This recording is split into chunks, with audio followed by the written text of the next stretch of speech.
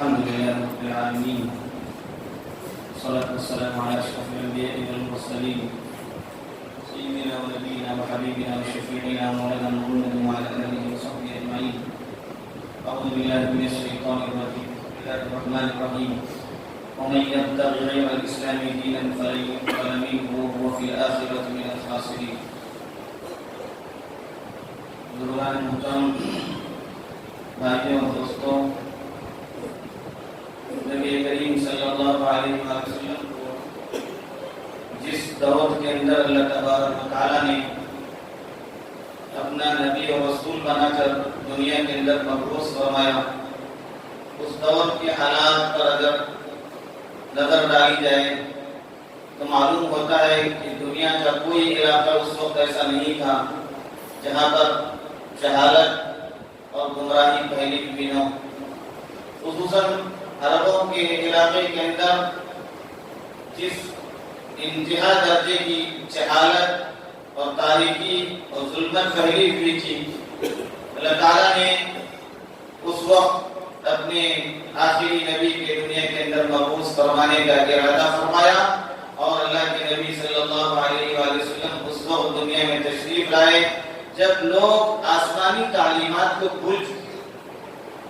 انبیاء علیہ السلام کی طرف سے جو تعلیمات ان کے پاس بھیجی گئی تھی، ان تعلیمات کو انہوں نے بھلا دیا تھا.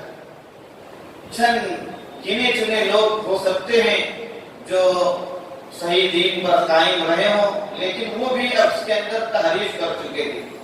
یہود جن کے پاس تورات تھی، نصارہ جن کے پاس انجیل جیسی مقدس کتاب تھی، ان کتابوں کے ہونے کے باوجود انہوں نے اس کے اندر بہت سی تحریفات کر دی تھی. اپنی مرضی کے مطابق اس کے اندر انہوں نے بہت سے احکامات بدل دیے تھے. دنیا کی بہت بڑی آبادی اپنے ہاتھ سے بنائے ہوئے بتوں کی پوجا کرنے لگی تھی، اور اس کے علاوہ دوسری جو خرابیاں برائیاں ہیں وہ تمام تر چیزیں عام ہو چکی تھی. اللہ تعالیٰ نے اپنے نبی محمد رسول اللہ صلی اللہ علیہ وآلہ وسلم کو اپنا آخری نبی بنا کر دنیا میں بھیجا. آپ پر اپنے آخری کتاب کلام الہی قرآن پاک کو نازل فرمایا. چنانچہ نبی کریم صلی اللہ علیہ وآلہ وسلم کی تعلیمات کے نتیجے میں دنیا کے اندر وہ انقلاب برپا ہوا کہ لوگ پھر اللہ کی طرف متوجہ ہوئے اور آسمانی تعلیمات کی طرف لوگ متوجہ ہوئے. ان برائیوں سے انہوں نے توبہ کی جو مدتوں سے وہ کرتے آ رہے تھے. جن بتوں کی وہ پوجا کر رہے تھے، ان بتوں کو اور ان اصنام کو انہوں نے اپنے ہاتھوں سے توڑ دیا. نبی کریم صلی اللہ علیہ وآلہ وسلم کی محنت کا نتیجہ تھا، آپ کی دعوت کا نتیجہ تھا کہ نہایت مختصر عرصے کے اندر عرب کے علاقے کے اندر وہ نور پھیلا، وہ روشنی پھیلی، وہ ہدایت پھیلی، اور تاریکی ختم ہو گئی کہ جس نور کے ذریعے لوگوں کو زندگی گزارنے کا طریقہ معلوم ہوا. لوگ ایسے آپس میں مل جل گئے کہ اس سے پہلے تک وہ آپس میں ایسے سخت ترین انتشار کے شکار تھے کہ ان کا آپس میں ملنا ناممکن تھا. اللہ کے نبی کی تعلیمات کے نتیجے میں ایسے شیر و شکر ہوئے کہ آپس میں بھائی بھائی بن کر زندگی گزارنے لگی. اور پھر اسلام کی تعلیمات پر عمل کرنے کے نتیجے میں انہوں نے اسلام کی تعلیمات کو دنیا کے علاقوں میں دور دور تک پھیلایا. سیدنا ابوبکر صدیق رضی اللہ عنہ، حضرت عمر فاروق، حضرت عثمان غنی، ان حضرات کے دور میں اسلام کافی دور تک پھیل گیا اور اسلامی سلطنت کافی اس کے اندر وسعت ہونے لگی. لوگ اسلام کے اندر داخل ہونے لگے. دنیا کی اپنے زمانے کی سب سے طاقتور ترین حکومتیں، ایران اور روم کی حکومتیں، یہ اسلام کے ماننے والوں کے ہاتھوں سے فتح ہو گئی ہے پورے علاقے، اور ایران کی شہنشاہیت ختم ہوئی.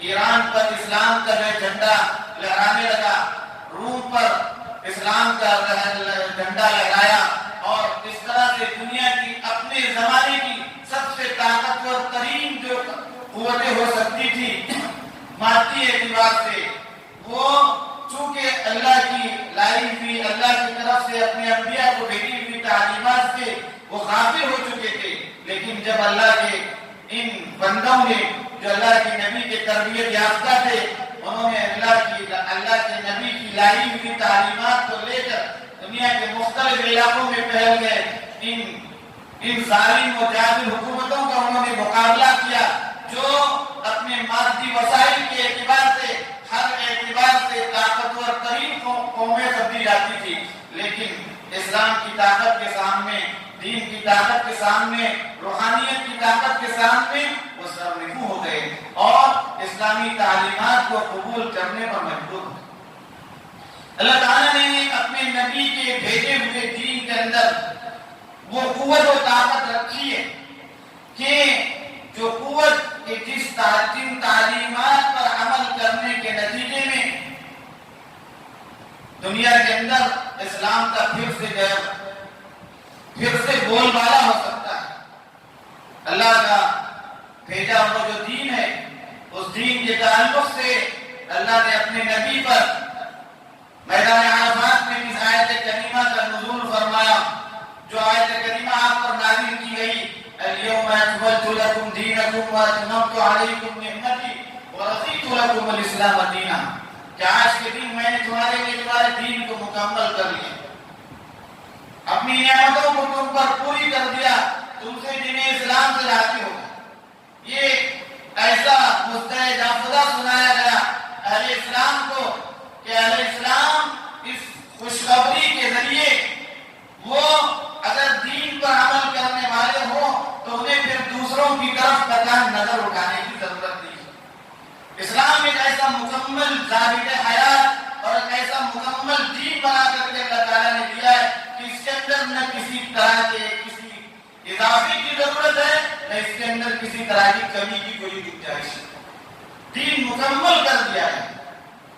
ہم جانتے ہیں کہ جب یہ آیت کریمہ ایک یہودی عالم کو اس کی خبر ہو جاتی ہے تو سیدنا عمر بن الخطاب رضی اللہ عنہ کے آپ ان کے پاس آ کر کہتا ہے کہ تمہاری کتاب کے اندر ایک ایسی آیت ہے کہ اگر یہ آیت ہم پر نازل ہوتی ہم اس دن کو اپنے لیے خوشی کا دن بنا لیتے ہیں۔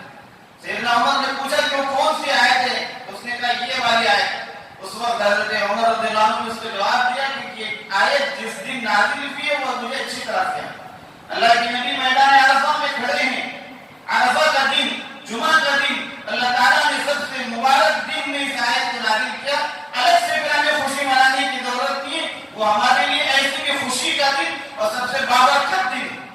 یہودی عالم جانتا تھا کہ اس دین کے تعلق سے آسمان سے سند مل گئی، اللہ کی طرف سے اس بات کی سند دے دی گئی اس امت کو اور اس دین کے ماننے والوں کو کہ تمہیں پھر دوسروں کی طرف نظر اٹھانے کی ضرورت نہیں، تمہارا دین کامل ہے، ہر اعتبار سے اللہ کے نبی کا لایا ہوا دین کامل، کسی اعتبار سے ہمیں اس کے اندر کوئی نقص نظر نہیں آتا۔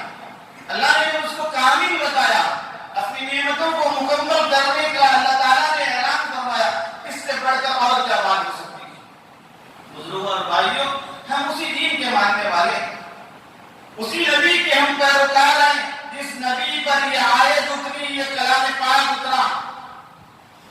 وہ دین اپنی تمام تر خوبیوں کے ساتھ اور اپنی تمام تر صفتوں کے ساتھ، اپنی تمام تر خصوصیات کے ساتھ آج بھی موجود ہے۔ ہمیں اس دین کے ماننے والے ہونے کے لحاظ سے دوسروں کی طرف قطعاً نظر اٹھانے کی ضرورت نہیں ہے، دوسروں کے طریقے کے اندر کوئی کامیابی نہیں۔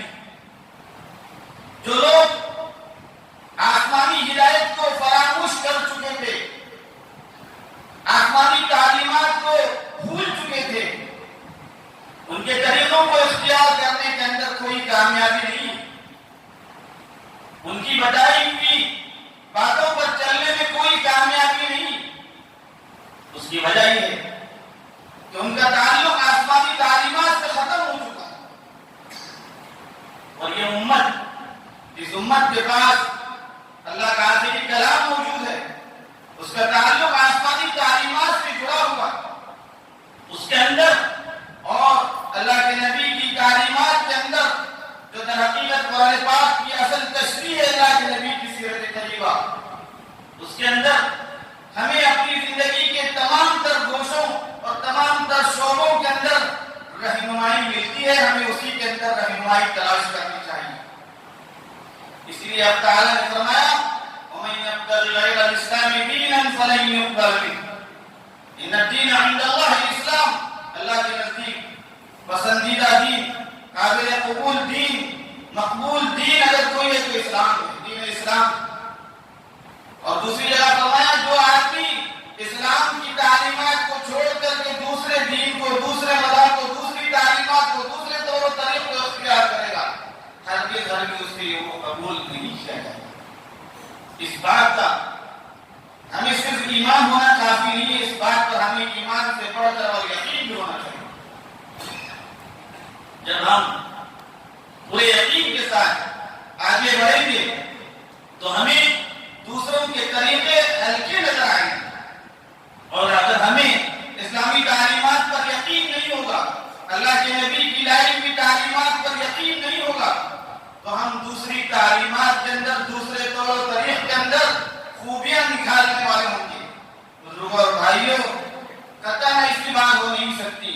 ہم کو جس دین سے اللہ تعالیٰ نے مالا مال کیا ہے، جس شریعت سے اللہ تعالیٰ نے مالا مال کیا ہے، جس نبی کی امت میں اللہ تعالیٰ نے ہمیں پیدا کیا، ایسا دین کہ جس دین کی تعلیمات کی تکمیل کا اعلان اللہ تعالیٰ آسمان سے فرمائے، اور پھر ہم مسلمان ہوتے ہوئے اپنے دین کے اندر دوسروں کی طرف ہم نظر اٹھانے والے، عبادات کے لحاظ سے ہوں، معاملات کے لحاظ سے ہوں، معاشرت کے لحاظ سے ہوں، اخلاق کے لحاظ سے ہوں، یا جس لحاظ سے بھی ہوں، ہمیں اسلامی تعلیمات سے ہٹ کر کے دوسروں کی طرف نظر اٹھانے کی ضرورت نہیں ہے.